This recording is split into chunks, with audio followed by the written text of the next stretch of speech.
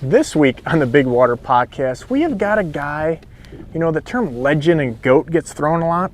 It's just thrown around all the time, but we actually have that guy.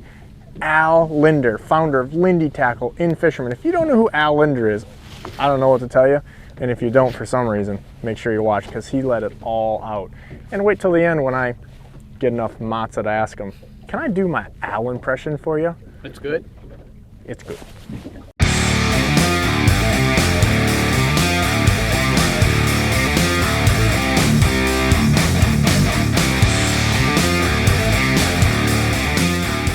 Welcome everybody to the Bigwater podcast. Here we are again, and producer dude, I think This is the big one. This is the big one. We've been talking about this now since we started. We have on episode 20, whatever, 30 almost, and I know he himself, who we're about to have on, would not say that he is the Kong, the Mount Rushmore of fishing. But that's exactly why he is. yeah. I mean, I'm not even a fisherman, and just from being around you and being in the media game, I know this. Right. I'm really excited to hear, as a person that's been in media for like 20 years, to he's been doing it forever. So when people go, is he like Michael Jordan or LeBron James or something when they don't fish? And I go, yes. Yep. And they're like, which one? I go, yes. Like he's the Kong. And I feel really special. It's not like me and Al are best friends. Or I mean, everybody, how many people are in this guy's circle? It's like Michael Jordan. Are you really in his circle? But he's helped me a tremendous amount through the years. He put my book on his TV show. I mean, like instant street cred. I've been writing for their magazine for, 20 some years. But this is the dude. This is the guy. And we got him. I'm not sure if we... did we twist his arm? How did we even do this, producer dude? You're the man. I mean, you're the one that set this up. Okay, I'm not telling anybody how we got this done. Now, you've done an impersonation of Al Lindner. Well, not only have I done it, but the decade that we've worked together, I do it almost daily when we shoot. You do it all the time. This is how I've learned of Al Lindner, right? Through your impersonation. So that's who we've got. We've got Big Al Lindner. I mean, I call him Big Al. But it's awkward. Do you call do you call him MJ if you were with Michael Jordan? What you want to be respectful, but yet you kind of want to be cool, right? Right. Yeah. I don't know what you call this guy. This guy is the king. He's the man. He's the Dale Earnhardt of fishing. And I'm betting you will not do your impersonation in this show. Out of reverence to him. Well, you know what? There is that because it's high respecting. It's kind of like, with Gary Roach or some of those other old... He'll hang up on you if he doesn't like it. Probably. Well, that's the thing. We do have a side bet, which we won't tell everybody, but we are doing a bet with if I'll do it or not. But you already lost that because I'm going to do it. The bet really should be is when are you going to be comfortable enough to do this? Because this is Al. He doesn't do podcasts. Yeah. I'm not saying he hasn't done one, but he's not on podcast, people. This is not what he does. Mm-hmm.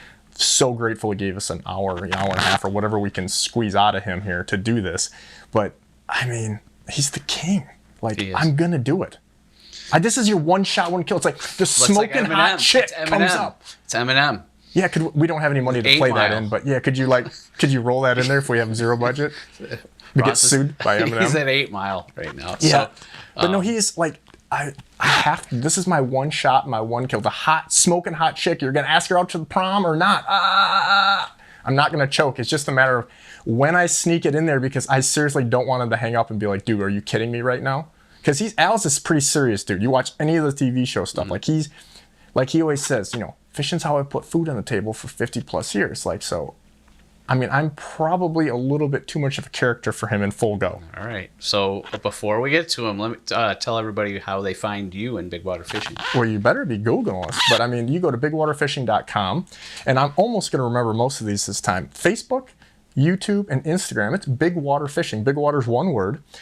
You want to go guiding. You want to go on a fishing trip with us. All that good stuff. Google us. bigwaterfishing.com. We've got all of our podcasts to listen. You can listen to the episodes. They're on YouTube. That's a big thing. We're putting tons of content on YouTube. But you can also actually do the digital download. So if you're sweating to the oldies on the stair climber there in the basement or wherever. Yeah, nothing like listening to Ross while you're exercising. I feel like that's a positive.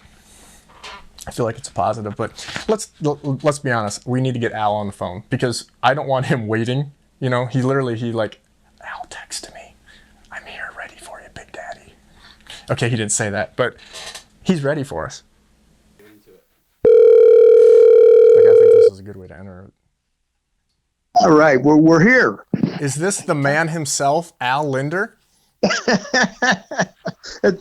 I've been celebrating Christmas in my office today. We got a pallet full of our electronics for our new boats. Everybody is ecstatic. We didn't know if we were even going to get them. I actually can also relate to that. We both run hummingbirds, right? And Minn Kota stuff. Yeah. And everything is just tough to come by right now. They're selling the tar out of stuff. So. Yeah, I know. We had to call in.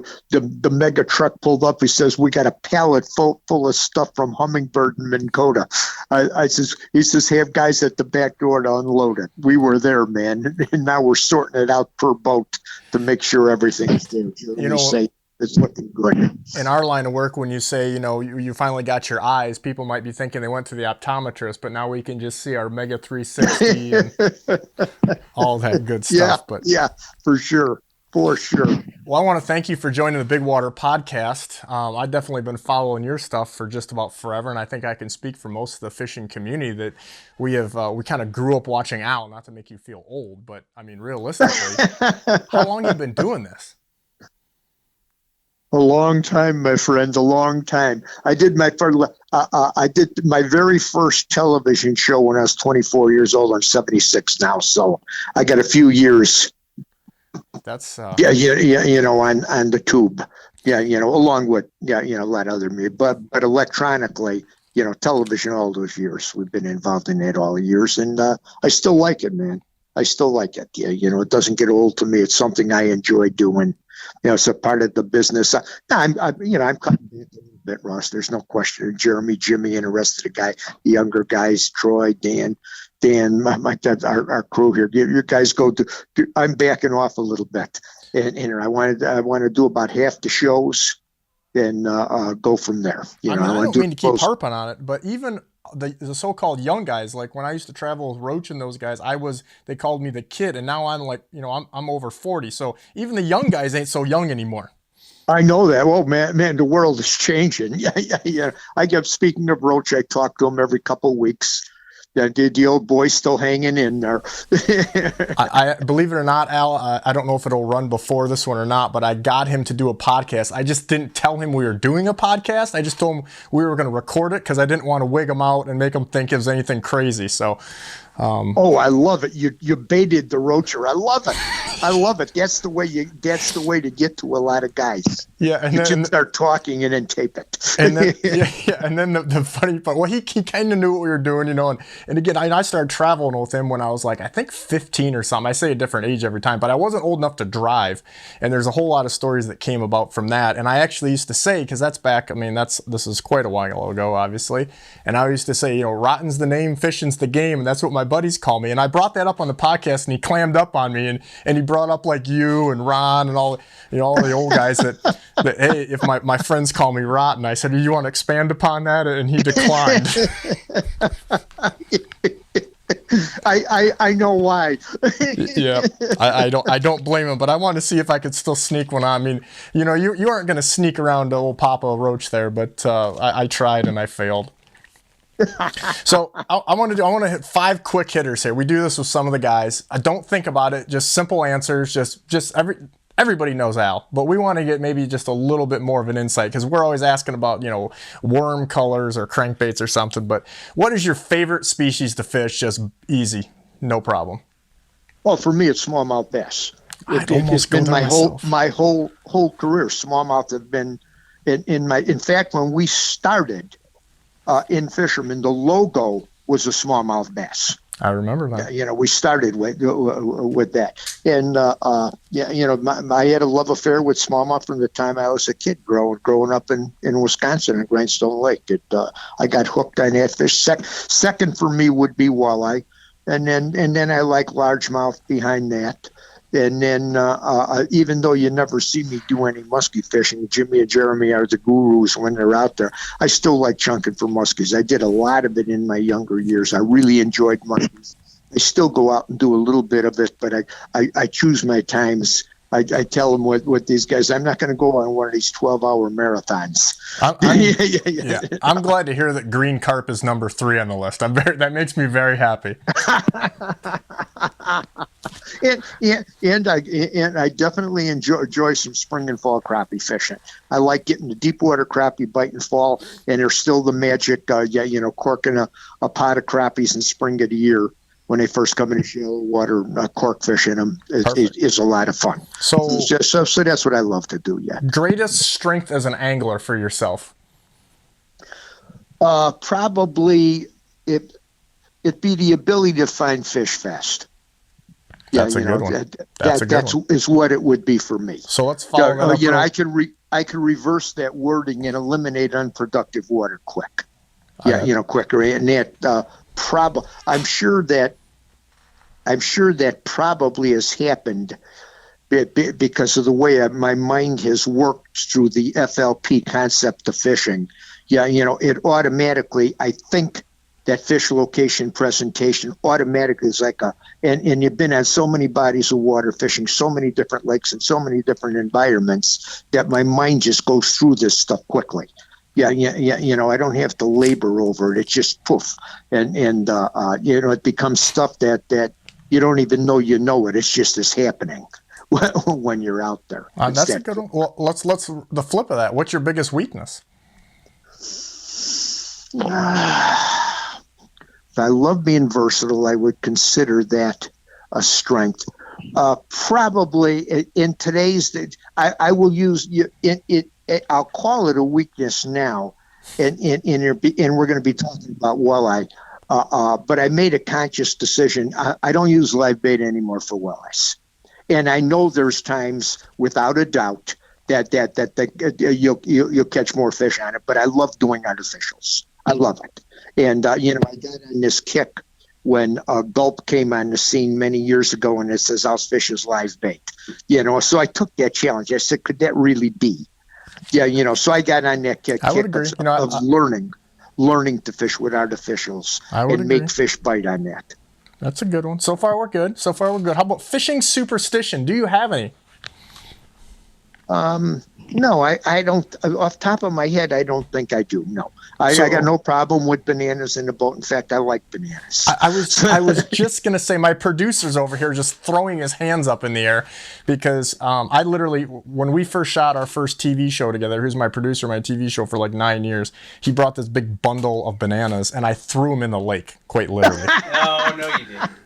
And, he's also we have a thing about that, but okay. So no superstitions. Okay. I got to elaborate on it. The guys, the cameramen, that they make sure that I have M&Ms or chuckles in the boat, and I can't open the bag of M&Ms or eat a chuckle until I start delivering fish. Now that sounds like a superstition. That's an incentive. Okay, so you're a little sugar tooth too. I got you. That very bad. Yes, very bad. I do have one. So don't think about this too much. I mean, just come right off the cuff because I know you're a quick shooter. One thing that would shock us about Al Lindner. Well, I can probably. Let me go back a little bit. I'm going to go back to the roach days a little bit when we were running on the road hard together. I hung around with some pretty hard partiers. Gary was one of them, openly. And I tried to keep up with these guys, and I learned after a number of years I was a puppy. I mean, I did. These guys were really good at their game, and after a couple of days trying to keep up with them, I realized, Uncle, you guys are way better at this game than I am. I need to get a little sleep before I go on the water the next day. I'm tired of having my head in a toilet bowl in the middle of the night. You win. I'm rolling over, man. I mean, see, that's where I got a little advantage on you because when I was traveling there with some of those old farts, I mean, literally the oldest guys on the PWT, which we'll get to, those guys have reminded me of some Long Island iced tea situations. That's we'll leave that alone, but that doesn't end well pretty much for anybody. Yeah. So let's you were talking. Can I comment a little bit on the old guard? I was thinking about that when you had called, and a little bit of it. Indicate you got any PWT stories? Yep. Well, I was thinking those were some of the more memorable days in my career. Yeah, and it's something that the impact that PWT had on the world of walleye fishing in the 18 years that we had that thing. It took this segment of our sport out of the dark ages. Yeah, everything, so much happened from boat construction to presentations, deliveries. You look at some of the old guard. I'll go to like the impact of guys like Mike McClellan and Bob Probst. I'll go back. I fished a couple tournaments actually with Mike, and so I spent a lot of time with them on the road. Mike and Probst were known. Their input with jig fishing. The impact that they had on jig fishing in the early days of the PWT was phenomenal. They knew so much about jigs. You go to Rocher and guys like Pete Harsh, and these guys were masters at live bait rigging, Lindy rigging with crawlers, leeches, red tails. They made a lot of money rigging with meat. You go to Parsons, Cavias, Mark Martin, the info and the building and the knowledge base to drive a board fishing, lead core fishing, trolling hard baits. They were instrumental at making this stuff move to where it is today. These guys were at the ground floor of a lot of this stuff. As it was taking shape.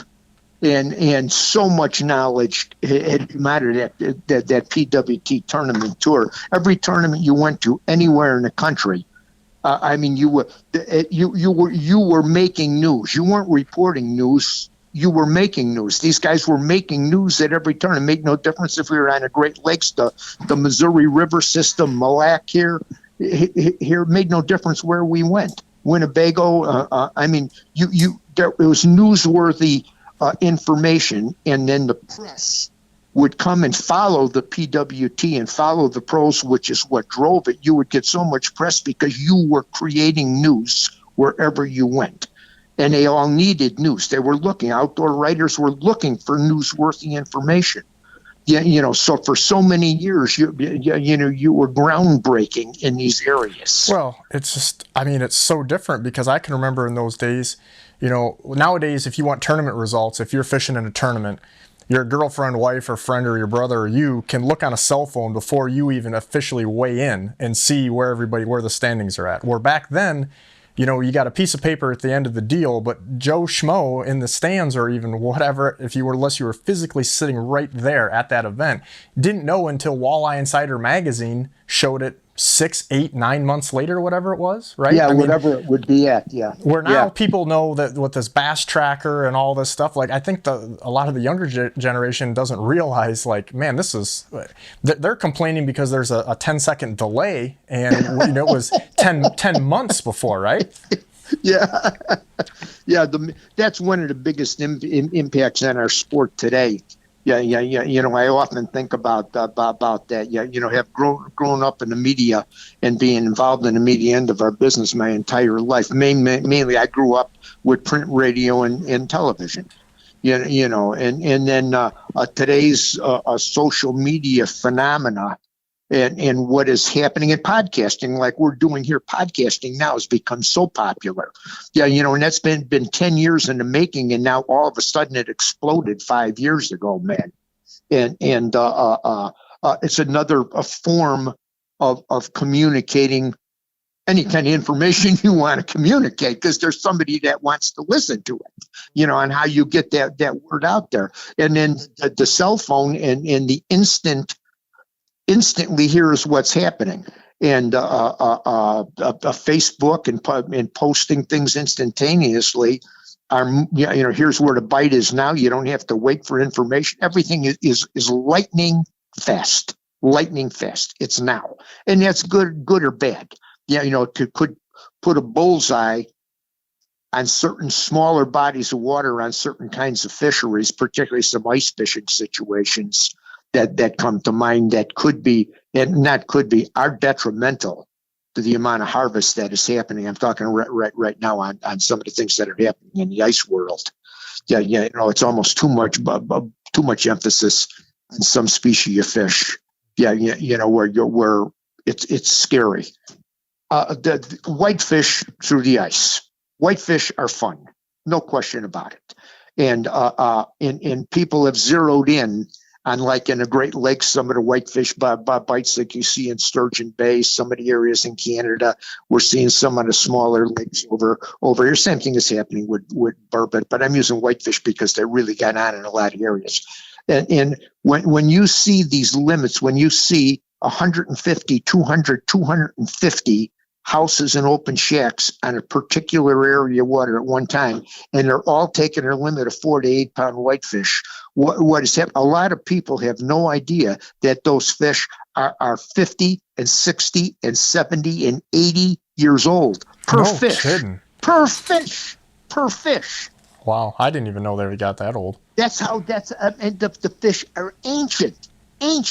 You can't decimate those schools like that. We'll never get this thing back. When it burns, and it's going to burn because you can't take that kind of astronomical pressure.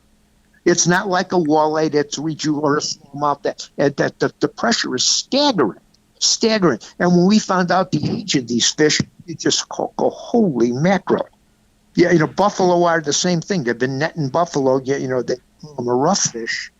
Yeah, in many areas, and they get commercially fishing. Just the same thing.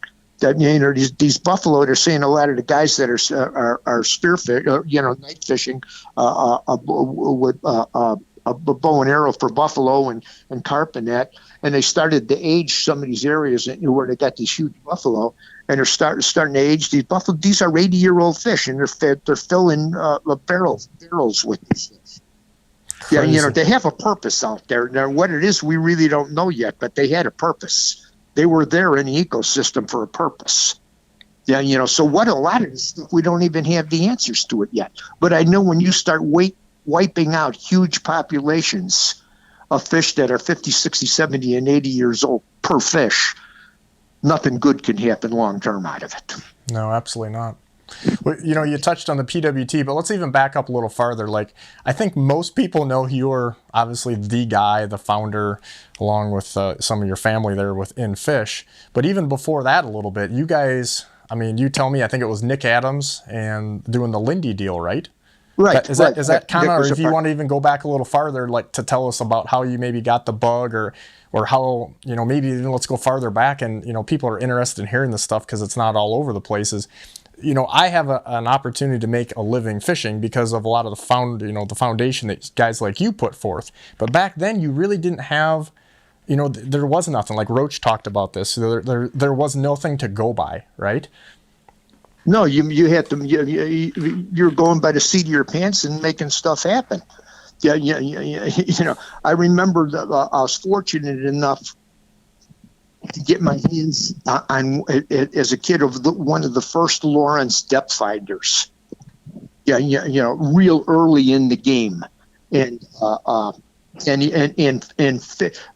Fishing News, which was the publication before Fishing Facts, which came out of Milwaukee. Bill Binkelman did it. And I picked the thing up in a sporting goods store once, and I looked at this thing, and there was this article, that thing about Buck Perry structure fishing, and then he came in the Chicago area, and the outdoor writer did a whole article. He caught all these fish on the structure fishing concept. So I went and bought all the spoon plugs and followed all of this stuff. And it was like an eye opener. It coincided with the depth finders. And for the first time, just imagine you had a flasher and you went out on a lake and you were able to, in your mind, your mind would start to wonder. You would always think, I wonder what it looked like underwater if I could take all this water away and leave the fish right where they are, right where they're at. And everybody that's fished a lot has thought about it sometime in your life, particularly on a tough bite when you're not getting them. You would love to erase the water, leave the fish right where they are, and see what is happening. Well, this was the beginning of that happened with a flasher unit. It started to happen. Then look where it took us through today. Yeah. But back a little bit to that technology. Yeah, I mean, it makes me think of live sonar now. Can you imagine if Bill Binkelman's probably rolling in his grave, with... You look at this stuff, yeah. And I think that story's going to take 2 more years to play out before we can make any distinctive comments on it. I think we're 2 years yet. Yeah, on that before we can. I know there's a lot of question marks. Yeah, a lot. So take us to basically you guys started Lindy Tackle. We could go on for hours if we told, your whole kind of resume, but so you sell Lindy Tackle. Like, what is the decision there? Says, hey, we're time to move on, or, because again, by the seat of your pants, you never had anything concrete. So like you sell that, and what was the thought process? Well, when we started Lindy Tackle, that's when I started to get in the communications business. And we did our first television show, and that came. Virgil Ward came in our area here. He was here to do a television show, and he was having a tough bite. And then his cameraman producer guy's name was Dave Jadwin. Somebody told him to give this kid Al Linder at Lindy Tech, give this kid a call. He knows where to catch a bunch of walleyes. So they were up there. I get a call from this guy, and he introduces himself. I'm up here with Virgil. We got 3 days out here. We can't get a good walleye show. Can you help us? So I took him to a lake called South Long out here. We got in 4 hours. They got the whole show done on bass buster jigs. Yeah. So he was a happy camper, and but when he got done with that, my brother Ron looked at me and he says, "What a novel idea! You start your own television show to promote your company. You go get some other partners, see if we can get a boat and a rod and reel, and do what Virgil Ward did. And you promote your product and." On TV, a great way. That is what started us in the television business. Yeah, let's go do it. So we went and bought a camera and started doing television for Lindy. Yeah, 1 hour specials. That's how I got into the television business. And then, we had an offer to be bought by Ray Avac, and I won't get into the details on how long that took to happen. But we closed a deal with Ray Avac, had a 2-year work contract. And it got more involved in the media end of the business. Fishing News became Fishing Facts magazine. We started to write for them on a regular basis, doing the television shows, going on the road, promoting tackle, doing in-store promotions. Seminars were just in its infancy. Yeah, when you were doing those and talking about structure fishing, depth finders, and I mean, everything was just in the heyday, the early development days of this stuff.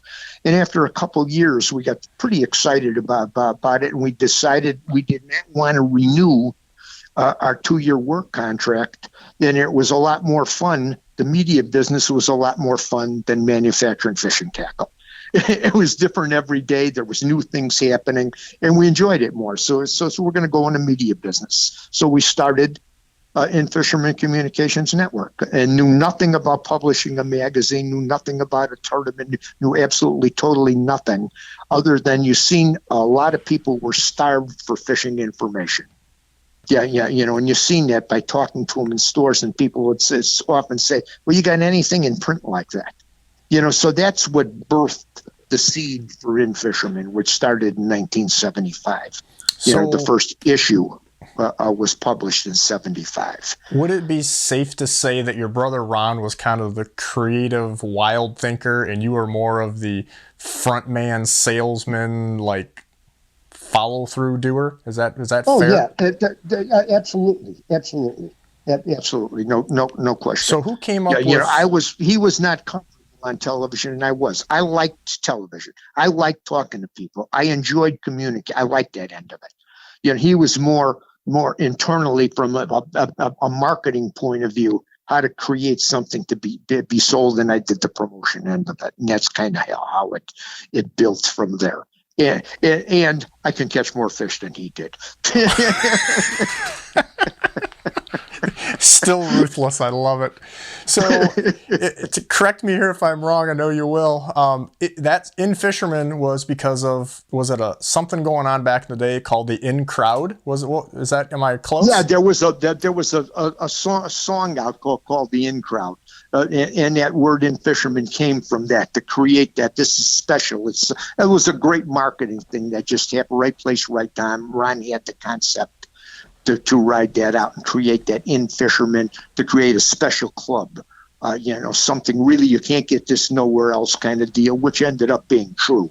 The information just, you were in an information age where the world was starved for fishing, and Bassmaster, what in fisherman did in the northern half of this country, Bassmaster was doing in the southern half. Almost simultaneously. I remember I interviewed you when I wrote a book. It's been almost 10 years ago, if you can believe that or not. And I remember I had you and Dave Sand on the phone, and we were trying to get some little clips and such. And I said, how did you decide, how do you do a magazine? And you can finish the story, but I just remember you told you had hired Dave Sanda, and you said, Dave, hey, it's Friday afternoon. Hey, on Monday, figure out how we're going to do a magazine. That's pretty much how the things worked. All of a sudden, you were in there. We got to do something here. Yeah. How do we make this thing happen? And so we got Dave and then Dan Sura, who was Dave's friend, and they knew each other from a fishing club in Wisconsin earlier. So I mean, it's a lot of people in the right place at the right time, but a lot of it was just it was on the job training. Just go do it. Yeah. So we just, it was just stepping out in faith that you can make something happen, man. Yeah. You believed in it, and you had such a passion for it that you did not know that you could fail. You didn't know. You just did it. Well, I mean, you guys, and you did everything. I mean, the video cassettes were big for a while, right? I mean, you've put out, God, there had to be 100 of those things. Oh, that was a big part of the business model for many years. That was really, really, really popular. And again, it's back to how our sport, how we communicate and transfer information is always going through some changes. Yeah, still as we sit here today, it's stuff. Television is still the number one vehicle to reach large numbers of eyeballs. It is expensive, though. It's expensive. And a lot of smaller manufacturers can't afford to play at the level it takes to reach those kind of numbers that you want to reach. But still, television is the option. Print is still, it's lost the print media. A lot of those dollars went to social media dollars. Yeah, they didn't leave television. They went to the social media end of it. That's what impacted print the most. And, and then that's where we're at today, with the social media phenomena. And then when YouTube came on the scene, that's servicing a younger generation. And a lot of it, I admittedly being an old guard, and I love reading. I like reading paper and ink. I like reading a newspaper. I don't like reading lengthy things on my cell phone. Yeah. I'm old school, and I admit it. I like television. So that and that's still how I communicate and get my information. So what was the biggest thing within fishermen? Like, what was the biggest mistake that you guys feel looking back that you made, or something that you would want to redo? Because, I mean, it all seemed to work out pretty darn good for y'all, but still, there's got to be something that you kind of kick yourself about. Oh, yeah. If you had a few redos, we had a couple major financial setbacks. One of them, I don't remember the exact date, but we launched in fishermen. It would have been in the 80s, and in fishermen, and we had walleye insider and walleye guide. We're already doing one-timers. The tournaments were on, and we wanted to do a tourism destination magazine. And Dave wanted to edit this thing, and we called it Angling Adventures. And it was to date, I still look at this. We did one year series on this thing. I look at those publications. They were the best printed pieces we've ever written, and they were the best written pieces, the best laid out, the best photography. They were a class piece of work.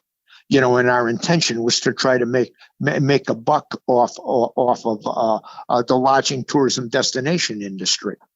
That area, and the distributing company kind of thought it was a good idea too. Well, in any case, we threw a ton of money into it, a ton of money. And bottom line is it didn't work. We couldn't move it off the shelves. And I mean, we hit a year, we hit a perfect hiccup. We had some financial drop in the world we're living in. The market had crashed, some stuff had crashed. We lost some money a number of years in a row at Camp Fish, even though it was a labor of love. And it was 1 October. And where our financial guy come in, he looked at the books and he says, "Al, we're in big trouble."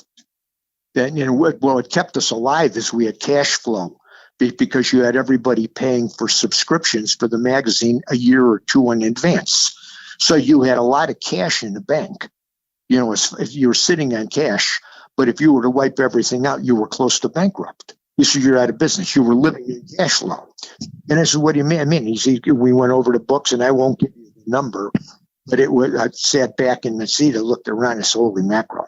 And we were just doing too much too fast, and not quite, we're just like running on a treadmill. Everything was going so quick. Well, make a long story short, Ron and I went 18 months without making any money. We did not take a penny out of that business. We paid all our people, paid all the bills. We got through there. Luckily, we had made some money before that. We went 18 months, made no money at all, and it was the beginning of getting that thing turned around. And then after that we came out of that thing there. For the next 15 years, basically everything we touched turned to gold. We made no more mistakes. And it was amazing. It was like an amazing, amazing run for 15 years. And then we had an opportunity to sell the business to a company called Prime Media. And I don't want to use the word opportunity because we were never, we were never up for sale. Although you had suitors that came knocked on the door over the years, we had 6 of them. One of them was Bassmaster, by the way, when Helen Severe had it, and that one we almost bid on. But the corporate culture was just a little bit different. You could see it wasn't going to quite work. And so Prime Media was in a buying frenzy, buying up media publications at that time. And they were buying they seen the outdoor recreational field, hunting and fishing and camping, a big deal. And they were buying anybody in any kind of business that had something like that and paying huge multiples for it. And, so that was wrapping. When we finally made the decision to sell, the decision was mainly handed over to me. My brother Ron was 10 years older than I am. So at that point, the day we signed the papers, I was 55 years old at that point. And that puts Ron at 65, obviously. And when I talked to Ron and Dolores and Mary and I, do we sell or not sell? We had an offer here that was really substantial. For a kid growing up on the streets of Chicago, it knocked me off my seat. I couldn't imagine this kind of money in my whole life. I never knew you can make this kind of money fishing. And then that was the dream that we had. And so they said, if you sell, you sell. They basically said, we don't really care. We're comfortable. We love what we're doing. The business is going real good. You make the call. If you decide to sell it, you know what's going to happen. They're going to put the golden handcuffs on you. And that was Ron's words. They're going to put golden handcuffs on you for a number of years. And they're going to keep you locked up. They'll buy me out, and I'm going to semi-retire, and I'm going to go fish. And I'm going to go create a couple different rigs, and that's when he did the no snag sinker for Lindy, when he came out with that design, when he had that free time after that, and that was a brilliant piece of work that had worked really good for him on that, coming out with that design. But in any case, says you make the call, Al, we really don't care. Well, from a personal side, it was my wife had just dealt with breast cancer, and in the middle of all of this, and it's the first time. This had encompassed 20-something years, about 25 in fishermen. It encompassed 20. It was 25 years of my life, obsessive, 24/7, morning, noon, and night. That's all I did. Was built. I did this, build the business. That's running like crazy. Just work, fishing, printing, shooting, doing this. And then after that, it was a point in my life where it hit a crossroads where I thought, I could have lost her here. Thank God she got cured. Everything is fine. Fine. She's excellent today, finally. But it was one of those points in your life where you got to make a crossroads where you had to make a major decision. So we made the decision to sell for that reason.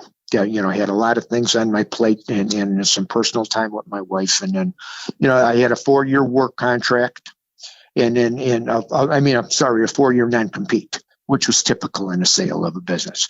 And I had the non-compete, but they hired me for 2 years. And my 2-year contract was to reorganizing the management structure at In Fisherman, so all of the reporting and everything could come out of Brainerd with a whole new reporting system and go directly to New York.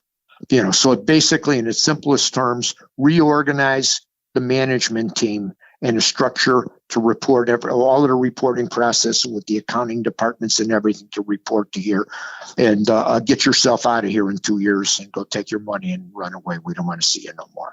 It's basically what that was basically what. That's got to be hard, man. I mean, I obviously I own my own business on a much smaller scale, but the same kind of deal. And to have somebody else's logo and name out there, I mean, that's still, even though you've made out financially great, that's still that labor of love. Like you said, you almost can't put a dollar value on that. No, you can't. But there's also you reach a point in your life where you reach different thresholds where you have to make different decisions. And like I said, there was a personal decision.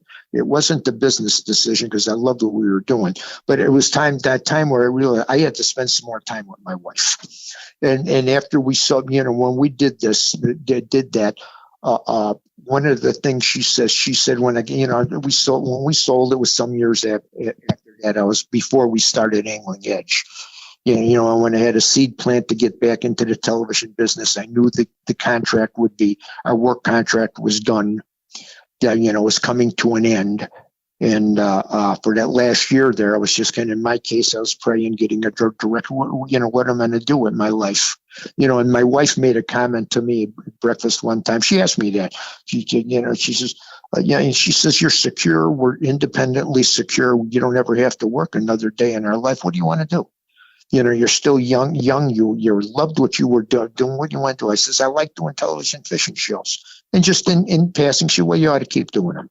Yeah. And then she just end the conversation. So that seed was planted for about the last year before our non-compete was done. And then I got the idea to start doing Angling Edge. At that point, Jimmy and Jimmy, Danny, and Bill Lindner started Lindner Media Productions. They left In Fisherman at that period of time. They had a massive contract with Rapala, and it was an 18-month contract to do a video catalog for Rapala for all their baits, saltwater, freshwater, everything. And so it was a massive piece of work. And again, you're being in the right place at the right time with such situations. And, so they were doing this already. Lindner Media was up, and we had cameras, editing suites. And that. So I had the idea for Angling Edge. I shared it with Ron and Dolores, and they loved the idea. And they said, well, let's go back in a bit. We're game. Let's go back into it. They loved the idea of the show format. Let's go do it. So we brought it under the umbrella of what Jimmy, Dan, and Bill had developed here because we brought the production end of it under their umbrella. And I hosted it, did the selling, mainly built it up from there. And over the years, one of the things my wife had said, I'll never forget that when I told her we're getting back, she said, I want you to do one thing. I want you to promise me one thing. You will not work the way you did for the past 25 years at In Fisherman. She says, I need you now. She says, I need a part of you now. That was you your whole life. I says, I need you now. I'm at an age in there where I need you. And so we're, and those words resonated with me. So basically what had happened, she says, I know you love the fish, the open water season that you love so much. Go do it. Do all the work. You got to go 7 days a week. Go do it. I don't care. But come winter time, it's you and me. Yeah, he says, I want to get out of here. I want our time together in the winter. So I made that happen. Yeah, I fit that into our lifestyle, and I'm glad we did. But But see, I happen to know a little bit behind the scenes because obviously me and your son are pretty good buddies. You were sneaking away catching some awful big fish in Arizona at that time too, right? We did. Oh, I love those trips in Arizona. Troy, we found out about it. Troy was fishing a tournament, FLW tournament at the time. And that was the first time I went there. We went to the weigh-in on Havasu. I was there with it was an eye-opener to the smallmouth bass fishing that was just starting to bloom there, like it does in so many areas. Zebra mussels got into the system. It turned crystal clear, and the smallmouth fishing lit up. This was when it was just starting to happen. Yeah, more and bigger fish, and it was becoming, they were surpassing the largemouth in the system. And I said, Mary, when it got done, it's a beautiful area. And Mary said, we ought to spend the winters here because we've been doing Texas before that. So to make a long story short, we spent 4 winters there. And that's how it started. I loved it there. I still love it there. We made this year, the stupid COVID curse hit us here. Then Mary and I wanted to go back to Havasu again this year. And with COVID, we couldn't do it. So because she still got health issues, so we had to be careful with that. So I'm hoping next winter to get out here and spend a little more time in Havasu again. It's one of my favorite places in the winter. I love the community. Love it there. Let's back up again a little bit. Let's talk to PWT, because I think most people that kind of follow what I do, I'm a walleye guy, even though I'm a closet smallmouth guy also. The PWT was just, was that inspired from the bass stuff that you did? Is that where you were just like, hey, these walleye guys need a voice and also an avenue to help sell some gear? Oh, you hit the nail on the head. Exactly. Having fished all those early bass tournaments, we seen the walleye fishery is so, the upper Midwest walleye is king. The upper Midwest region, and it was growing. We're seeing the Great Lakes phenomena was starting to explode. Walleye fishing in general was all over the place, getting better and better and better. And I seen Lindy Tackle Company was built on the back of walleye fishing. So I understood. And we said, this walleye world is under service. The industry is in service. And by the way, I still think that is the case today as we sit here right now. And we had PWT, it was servicing it well. We took a step back, and the industry spends way too much money on bass fishing and not enough money on walleye fishing for what it is, and other species of fish. What this world doesn't need right now is another largemouth bass show. That's for sure. We don't need any more. We don't need any more of those. The industry doesn't need any more. The other fish need the love. Wow, I could not agree anymore. Those green carp, they get underneath my skin. But, yeah, the PWT, there was so many avenues there that it was the first for just about everything. And it gave so many guys an avenue to promote themselves. And I think there were so many companies that spurred up or went off on different divisions. You could even argue a company like Rapala, was doing more with walleyes because of that. Not that people weren't buying Rapalas before that, but you could name another dozen brands that you had through the years there, right?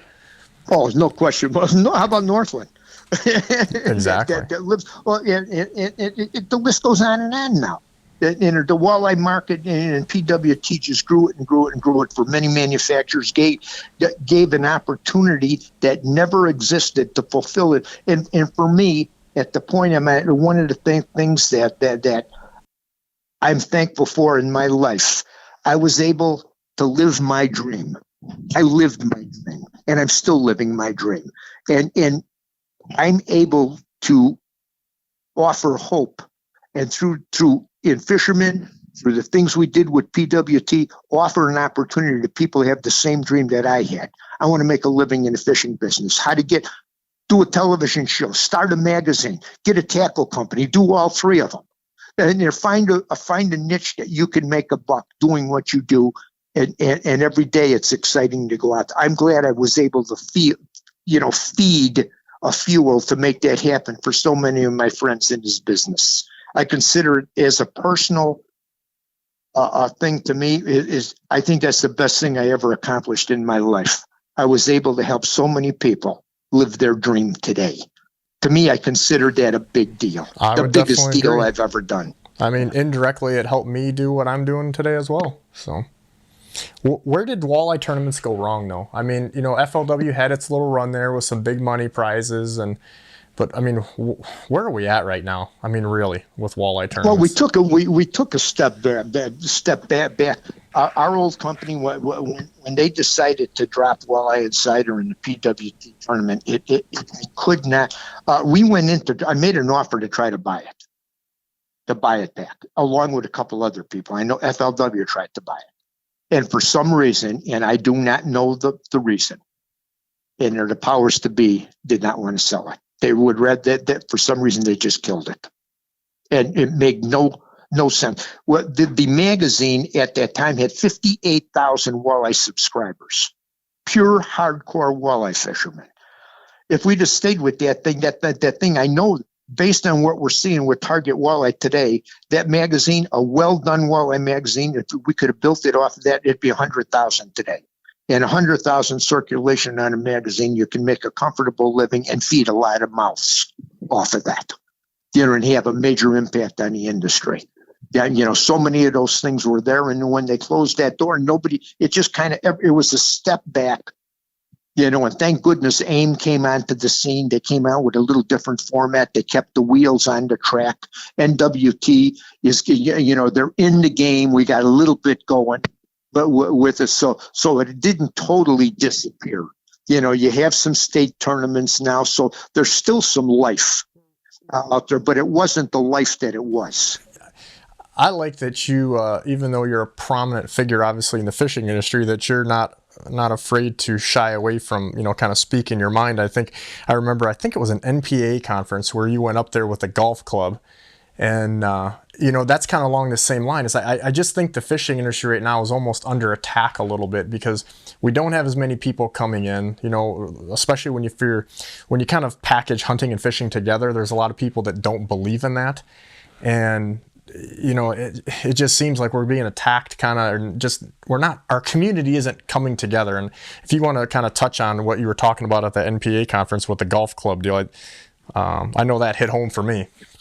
Well, from the point that I wanted to get across there, and it's very true, one of the biggest problems with consolidation in the fishing industry today is the people, years and years and years ago, again, to the earlier stages of PWT, and you alluded to it a little bit earlier, you said some things, different manufacturers were coming up. They had a vehicle, and there you had pioneers with creative ideas, and you were able to get your product still into independent retailers and distribution channels that moved a lot of fishing tackle. And they wanted the latest and the greatest and were willing to pay for this stuff.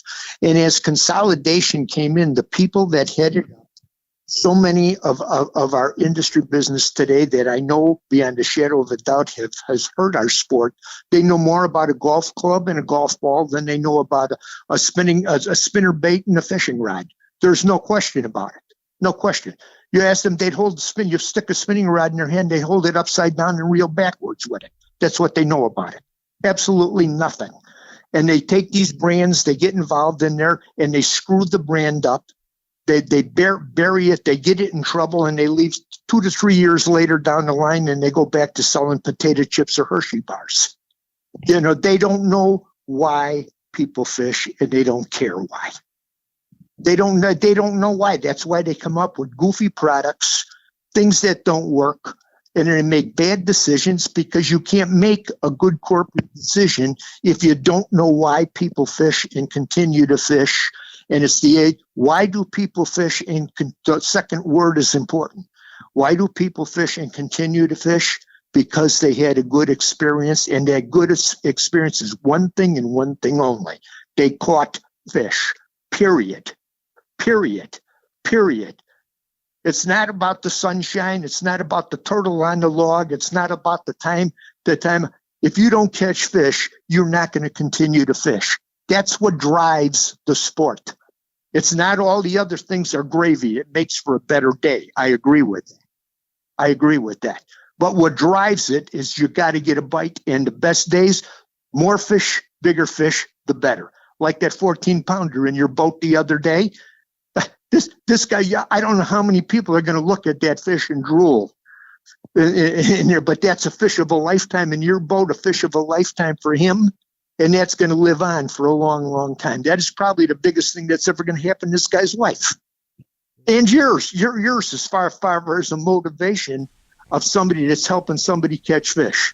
Well, what a phenomenal accomplishment. I know we got one today, actually, which I didn't even tell you yet. We got one today that was pushing 13. And the guy was, he was an older guy and he's done a lot of fishing. And he said, man, you're still kind of fired up with that. I said, if I don't get fired up when that caliber of fish gets in the boat, I'm definitely, I need to hang it up or go to a different exactly. part of the business. But yeah, I exactly. When that doesn't trip your trigger, it's time to go do something different. And that kind of leads me into one thing that, I just want to ask you, because a lot of people now, again, I don't feel like the old guy, but 20 plus years into my career, making nothing, completely fishing, making my living. A lot of people are now coming to me and asking me advice, and dads are coming to me and trying to hire me for a guide trip to bring their sons so that they kind of get a little bit of inspiration, or they're trying to learn about the business end of things. And I kind of think back and I'm like, obviously I had guys like you and Gary that either directly or indirectly mentored me. Guys like Dave Hansen from Bemidji, Minnesota, Jim Foffridge, who I know oh yeah, all of them, yeah. Yep, the late Jim Foffridge, junior and senior, and those guys. And I had a lot of people that I went to, and we could do a whole podcast just on this. But it's funny because when I was in college, we didn't have. Nowadays they have boats and trucks for kids that probably couldn't afford that, or certainly not that level of equipment. Neither one of us had, right? Right, and now all of a sudden, here's this kid has got so much opportunity. These kids are getting sponsors just because they're in a college fishing program, but yet they're saying, well, I don't know what I'm going to do or how to do this. And I just think back at guys like me, and then obviously you way before, and go, man, you guys got this thing licked. This is, if you really want to make a living, what would you tell, somebody right now that's a 20-ish kid, and he says, hey, I want to make a fishing living industry somehow, some way. I feel like there's more avenues than ever, but I feel like the kids nowadays are more worried about patches on their shirt, decals on a truck or a boat wrap than they are about actually doing it. In our business today, almost everybody I know in the earlier stages in particular, to pay the bills, you had to do three things. You earned income from three different avenues.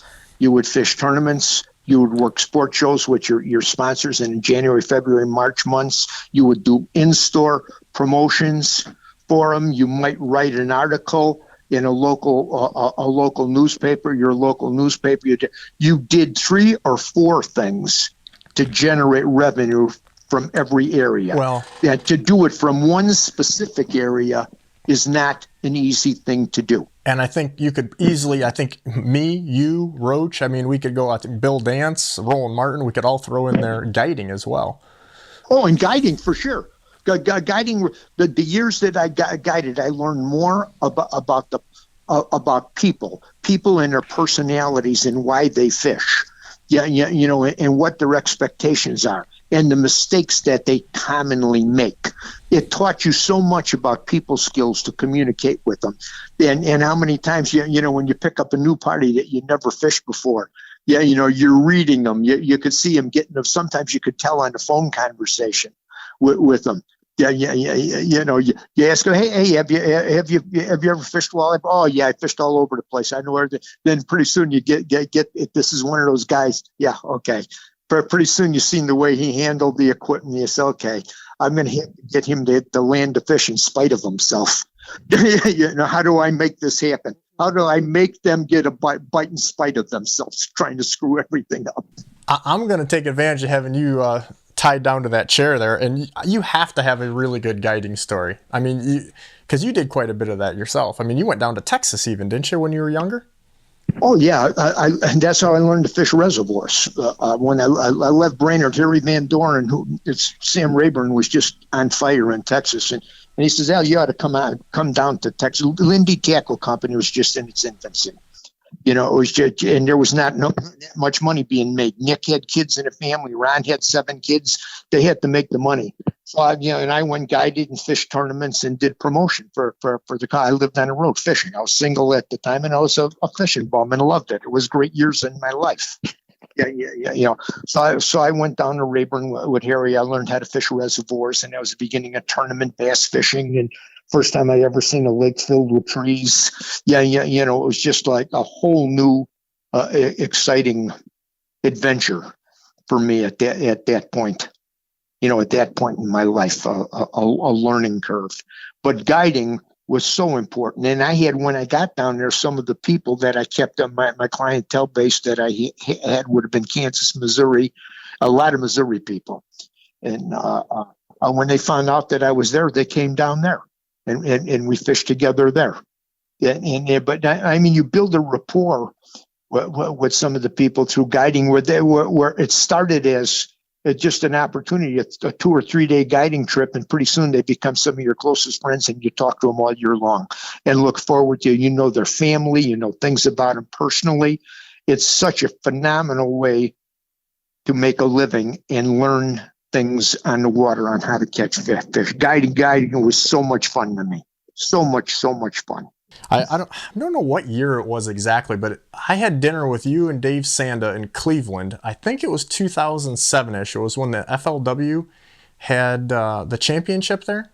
Or maybe they called it, I think it was FLW then. Yeah, it was. The FLW did. Yeah. Yeah, I think Lindner Media was doing all the production work still. Yeah, we produced that walleye series, correct. Right. And I remember sitting down. It was just, we were in a small restaurant there. I don't know if you remember this or not.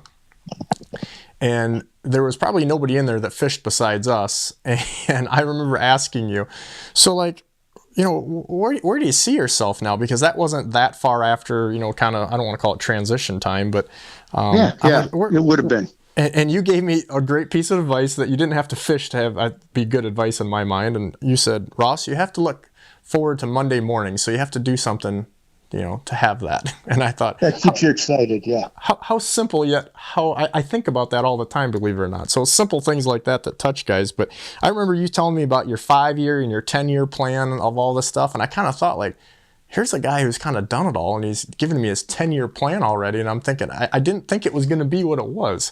So what is the plan now? I mean, obviously you said you're going to back off a little bit. You're letting some of the other younger guns get a little airtime. Yeah, for me, that's my plan. I want to be in half the shows, and that means that I'll do 13, and we do 26 original, and then I got to do something for Lund. Will be in their show. I got to shoot some stuff for Ontario. If hopefully that the border opens and we can get back that piece of business and get up north again. Yeah, so doing that, what I want to do is 12. I want to do 12 shows, 6 in angling edge, 6 in fishing edge, and I want to do the closest. And I'd like to see Troy get a little bit more involved when he gets into town here, to carry it over from Angling Buzz to get a little bit more involved in angling edge. And just develop the brands, the existing brands we got going here, and kind of build on them. And the other guys, it's their. Some of the younger guys, we got a few younger guys coming on the scene here. And then you got the mainstays, like Jeremy as an example. He's middle-aged, got a young family. He's on the front lines every day in our business, in our industry today at that level. Danny's a little bit in between him and Jimmy. At that age. So you got a spread of ages, and it keeps you on the ball. I'm the old guard here. And I look back, the next guy behind me is 60 years old. You're going back to there, and then some 50s, but, and they're still going strong. But I like doing television. I just want to ease it up. Bottom line of what I'm really looking forward to this year, I want to fun fish a little bit more. That's what I want to do. I don't want to have the camera in the boat all the time. I've got so many business commitments with sponsors to take prize winners and contest winners out, which I like doing. It still reminds me of guiding. Those are like going guide. I do about 8, maybe 10 of those a year. So it keeps you fine-tuned as a guide with these people. And I enjoy doing that, but that's, I don't want to do 10 of them anymore. I want to cut back a little bit on that. So you got to say a little bit, a few more no's to somebody's requests that you want to do, and let these guys do them. Let's face it. I don't need I don't need no more FaceTime in this business for who I am. Nobody has to know more. I did everything I'm going to do in this sport, and I love it. I'm still doing, as long as I can contribute in a positive way to some degree and stay active and be able to get a boat out on the water, feel physically in shape to do it, and say something intelligent that'll help somebody catch a few more fish. I'm going to keep on doing that from that perspective. But I don't want to be under the gun. I totally get that. I don't think you even have to do it as long as either one of us have to appreciate that. And that's why I'm glad we were able to twist your arm to get a little bit of your time today, for sure. Oh, it's fun. It is. I got one thing. My producer actually made me a bet. So I do impressions of people, and I don't know if you remember this. And I figured, I end with this because, I mean, you're a TV, you're a salesman, Al, so you don't start with something that could get you thrown out of the house. You know what I mean? Like, you don't want to go there. So I've got to do my Al impression at the risk of getting in deep trouble here. If you did it for Troy. I do remember that. I did it for Troy. Troy always just kind of rolls his eyes. He didn't have much reaction. He rolls his eyes. But, I mean, it's not like I'm not billing this like I'm some great guy. It's just you're building this up like... Well, you have to understand, like, when we're doing stuff, Al, I'm a little bit more of a, I don't know, producer, dude. What would we call it? Character with some things. So, like, when the kid behind the camera, like the outtakes and stuff that we do, I usually do, like, Pete Mania, the muskie guide up there, Okay. Like I do a real good Pete, too. But the Al always comes out somehow. He's just there. He's like, I'm in the lake. I'm in the river. I got the fuzzy grub. And, jig in a minute. What's the thing? It didn't catch the 14-pounder, but, and it just comes out like that. I love it. And so, so we're doing that. And, like, remember, producer dude, he was like, we got to get this Al guy on because he's either going to choke you when you do that, or he's going to giggle a little bit. And when I do it for Troy, he kind of like just rolls his eyes, Well, he's heard it his whole life. Probably. But I don't even know that I don't even know that I still got that what Ron Sherritt called a Chicagoese accent, and it never left me here. Well, I mean, all these years, it's still here, man. Yeah, you told me you were just still a Pollock from Chicago, I think was your exact words to me one time. Just a good old boy. And I thought, I don't know if that's exactly true, but I know what you're talking about. That was a pretty good representation. My wife would get a kick out of that. So we didn't get the phone hung up on us, but we still got the podcast rolling.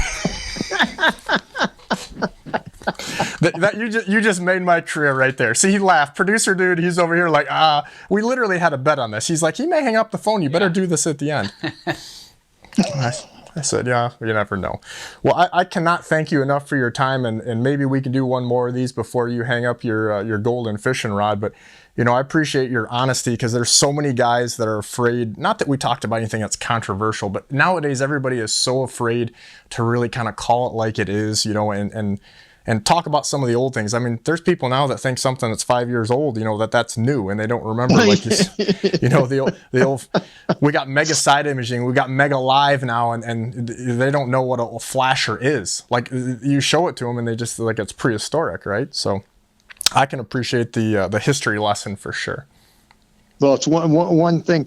Where we are today, there's in everything in life.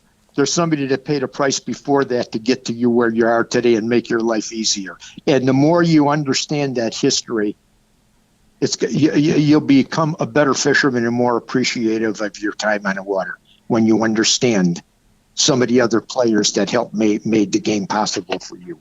Well, you definitely did that for me, and for that I thank you and to all the other guys in the fishing industry. So, again, we really thank you for your time, Al. I will not do any more impressions of you. If I do, I'll do them in front of you instead of behind your back. And other than that, I hope we can do this again because I really enjoyed it. Look, so did I. You had a good time for me to do it.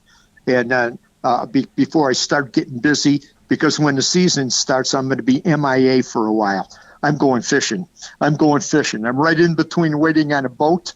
The boat is next. The electronics are here. And like I said, I told Jeremy, I'm going to be MIA, guys. And there are a lot more than I was last year. So good for you. You definitely deserve it. Okay. Take care. I enjoy it, Ross. Very much so. Bye-bye. Bye.